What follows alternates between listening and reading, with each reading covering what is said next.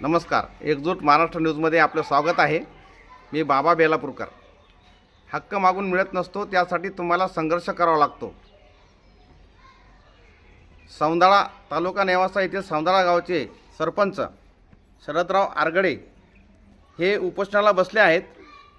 सोमवार दिनांक 23/2/2026 पासून सकाळी 10 वाजता ते बसलेले आहेत. आजचा त्यांचा दुसरा दिवस आहे. त्यांच्या मागण्या काय आहे आणि कोणाकडे मागणी आहे हे आपण इथे जाणून घेऊ. सर, आपल्या काय मागण्या आहेत? आपण उपोषणाला बसले आहेत. सौंदाळा गावातीलच सगळे प्रश्न आहेत. सौंदाळा गावामध्ये 220 kV सबस्टेशन आहे. ते सबस्टेशन गायरान या जागेवर आहे आणि त्यावेळेला आम्ही गायरानची जागा सौंदाळा ग्रामपंचायतने त्या सबस्टेशन होण्यासाठी दिली. त्यावेळेला तिथं सौंदाळा गावातीलच तरुण नोकरीला लागले पाहिजे असा त्या ठरावामध्ये आम्ही उल्लेख केला होता आणि आम्हाला त्या अधिकाऱ्यांनी तशी शाश्वती पण दिली होती.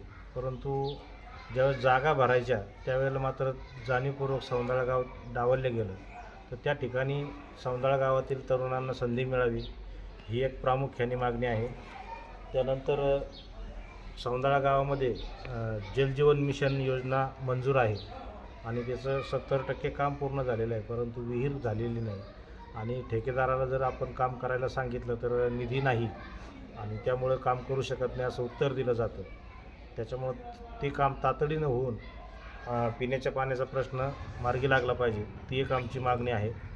तसंच 33 kV वरून जे शेतीच्या ट्रान्सफॉर्मरवर सिंगल फेज वीज वाड्या वस्तीला दिली जाते ते अतिशय कमी असते, म्हणजे बल्ब अगदी काजव्यासारखाच चमकतो अशी परिस्थिती आहे. त्याच्यामुळं तिला वीज पूर्ण दाबाने दिली पाहिजे, तो एक विषय आहे.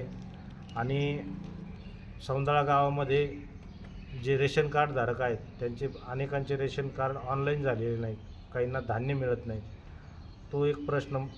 सगळ्यांना धान्य आणि रेशन कार्ड ऑनलाईन झालं पाहिजे. तसेच पानंद रस्ता जो आहे तर त्या रस्त्याचा देखील विषय आहे. त्या रस्त्याला निधी मिळाला पाहिजे.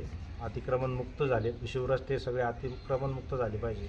अशा स्थानिक मागण्यांसाठी आजचा हा उपोषणाचा दुसरा दिवस आहे आणि त्या धर्तीवर BDO काल येऊन गेलेले आहेत, नायब तहसीलदार येऊन गेलेले आहेत आणि त्यांनी सदर कामं मार्गी लावण्यासाठी शाश्वती दिलेली आहे. परंतु सदर विषय हा जो आहे तो लेखी आम्ही मागण्यावर ठाम आहोत. त्याच्यासाठी आजचा दुसरा दिवस आहे. जोपर्यंत देखील संबंधित अधिकारी देत नाही तोपर्यंत आपण उपोषण सोडणार नाही. हो.